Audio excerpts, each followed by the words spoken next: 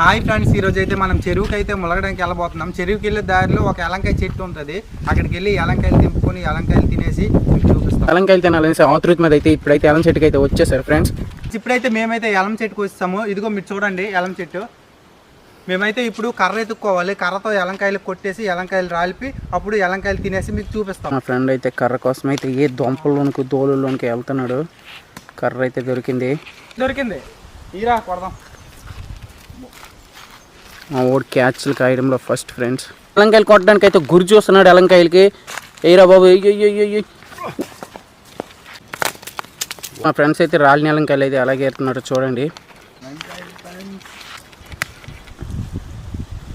ఏం చిన్న బంగ్లా పడుతున్నా. ఎలా ఉంది? బాగుంది, పండైంది. టేస్ట్ చూడు. పుల్ల పుల్లగా భలే ఉంది. ఎలంకాయ ఇదేని చూడండి, భలే ఉంది కదా.